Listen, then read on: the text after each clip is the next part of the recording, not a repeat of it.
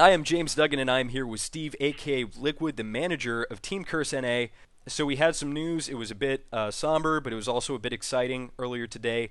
Elements is leaving the team. He's becoming a free agent. Can you talk us through what events kind of preceded this decision on his end, and just talk us through what happened before he decided to leave? Yep.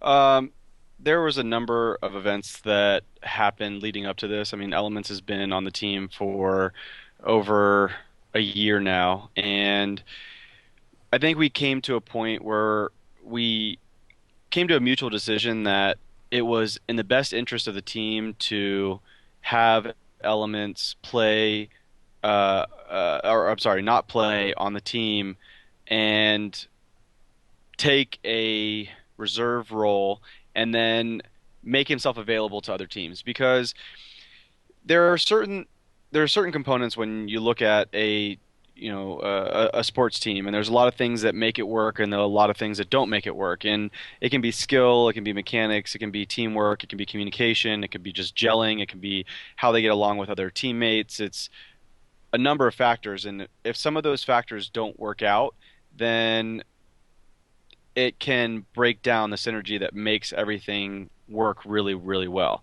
And unfortunately, um, for Elements, he was a little unhappy being in Vegas. Uh, the weather here is very dry, and I think his skin is falling off. He's Uh, not the only so one. yeah, so it's not the best atmosphere for him. I mean, he's from Canada. He's kind of used to trees and moisture. Um, so I think even his health was like taking a toll on him just being here. And I think Elements is a he's a very he's a very warm, heartfelt, kind person. He's very compassionate. He kind of exudes that with everybody that he interacts with, and people and the energy that they bring to him.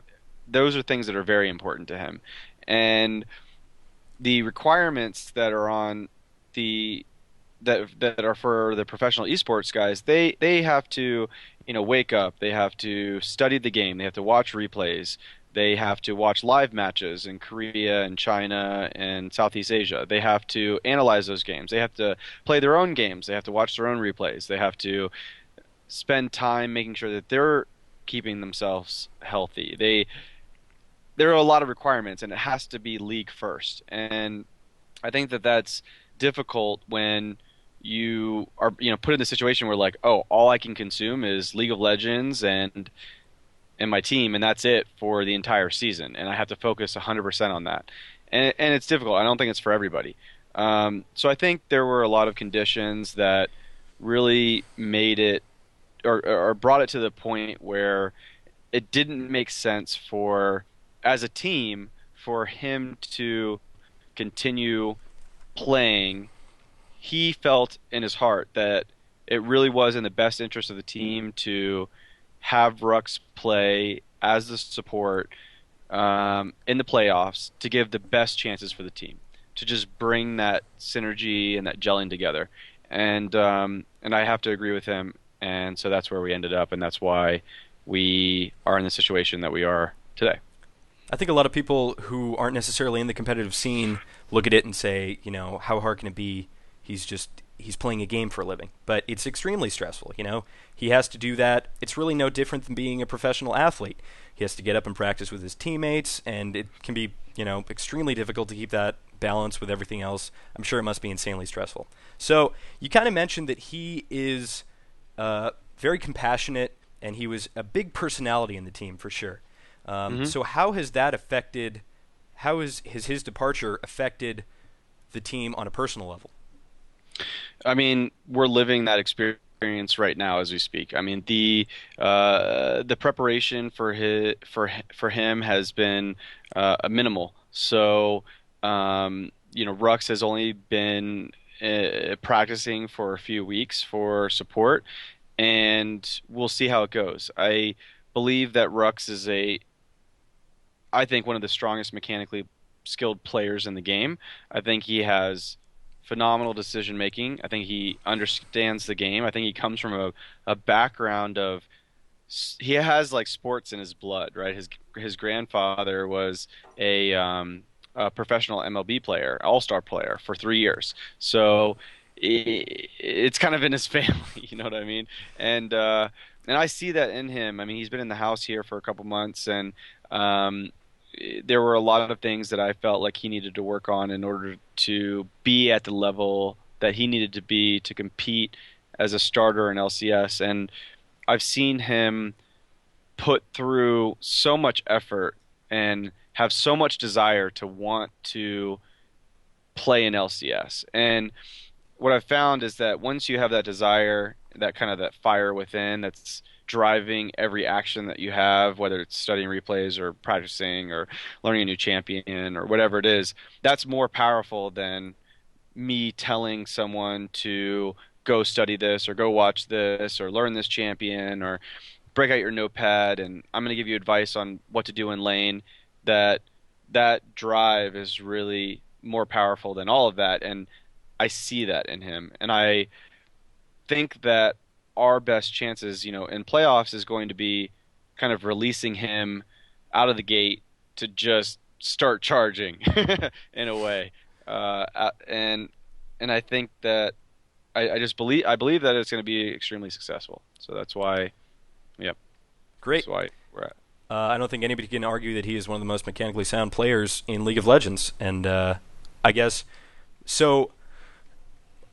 Why support? And is there any room in the future for him to move to a different position, or is he just doing what's best for the team? And like you said, he has that drive and that fire, and he wants to win. So whatever it takes to win, he's going to do that. Can you tell us how that just I guess how his play style is going to lend itself to support?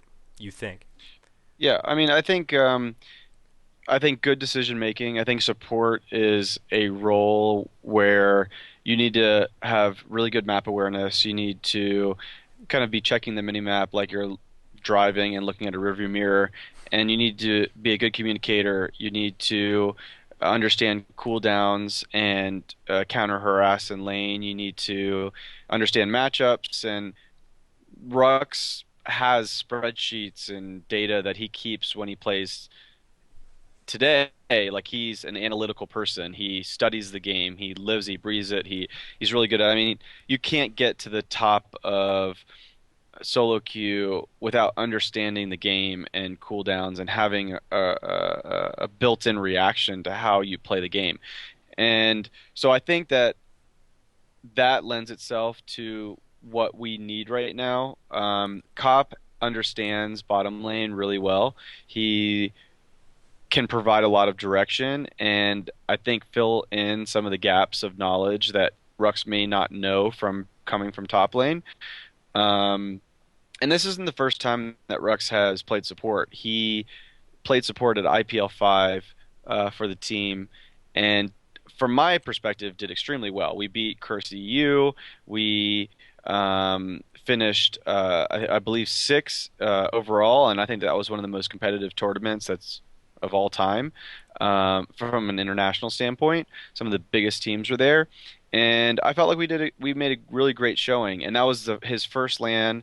Since then, he's been at multiple LANs. So, you know, will I know if this decision to make a change at this time will it result in success in playoffs? I don't know the answer to that, but I'm betting my chips that it will based on my experience in founding and running the team for the last 3 years. So Cop is the ADC. Rux is the support. That means they're going to be laning together. That means they need to have kind of a natural chemistry. And I talked to him a bit. Apparently, he gets along famous with him. How do you see their communication level, and how do you see their interaction? They get along great in the house. I mean, they've been living together for quite some time. They spend a lot of time together. They have that, I don't know, natural chemistry. That's the way you want to put it. Yeah. I don't know. They're good friends. I'll put it that way. And they get along. They joke. They have similar personalities. They don't bug each other. So that kind of initial, hey, I get along with this person, that's done. that's already happened. I think more importantly, it's going to be the reactionary or the unspoken reactions in lane that they'll need to work on this week. There, Rux is going to think of the lane a certain way, and Cop is going to be thinking of the lane a certain way based on how he's in the past worked with elements, and that's going to overlap, and hopefully it brings a lane that people aren't expecting and that will win, but it still requires communication. So I think this week it's going to be really important for them to talk a lot, to understand each other, and so I think it's more about the words that are exchanged during the laning phase that will really bring success come this weekend. Great. Let's talk about Elements again. Let's shoot back to him. So in the article posted on Reign of Gaming, it said that he is going to be a free agent. He's going to be leaving Curse, but also that he's going to possibly be substituting for Curse in the future. Can you elaborate on that a little bit more and just kind of clarify those points? Yeah, I mean, Elements will remain as a substitute player for Curse, our reserve player is the appropriate term. Um, the rules and regulations that are set forth by Riot Games regarding the league stipulate time frames for which he can join another team, and he also has contractual obligations with Curse on his contract, and the earliest, I believe it's May 13th, but I may be off a few days. But I believe May 13th he will officially be eligible to be picked up by another team. And I, in my heart, want whatever's best for Elements. Whether he decides to continue being a reserve player for Curse, that's option for him. He can go to another team come May 13th, I think the date is. Um, he can decide to pursue other uh, career opportunities within esports like shoutcasting or opportunities at Riot or other third parties and companies. That's completely up to him. All I want to do is I want to provide the runway and the environment for him to thrive in whatever he decides to do. Um, in any competitive sport, there's going to be reserve players and starters, and those players will be interchanged based on performance and um, what happens during the season. This is no different, and it will be completely up to him. I'm just providing him all the options that he that he wants. And so for now, officially, he will continue as a reserve player for Curse until he makes up his mind. Great.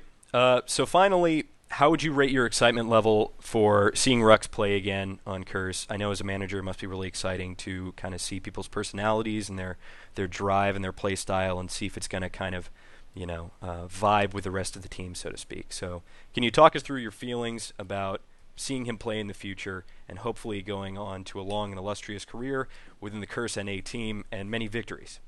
Yeah, I mean, I'm ecstatic to see it. I think Rux has been kind of chomping at the bit, ready to unleash everything that he's been practicing for the last 3 months. I mean, can you imagine?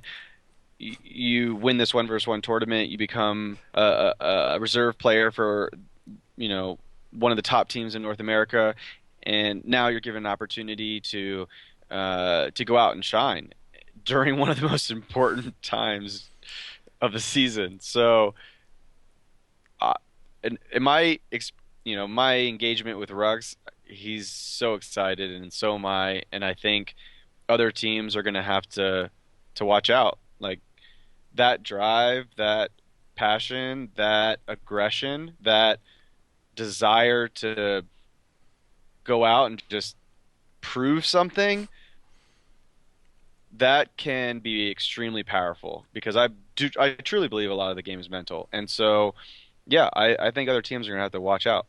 Yep. I think he's gonna do really damn good. That's great. He's I kind of pinned him as kind of a quiet individual, but he was bubbling over with excitement before the interview, and he was really excited to be introduced to everybody, and I'm sure the community is going to love him. He seems like a great guy, and I think we can't wait to see him in the second split and see how he performs with the team, and hopefully kind of regain some of the momentum that fell off a bit towards the end of the first split. But regardless of that, I mean, second place, you guys are doing tremendously, and I wish you the best of luck. Steve, thank you very much for joining us here at Curse.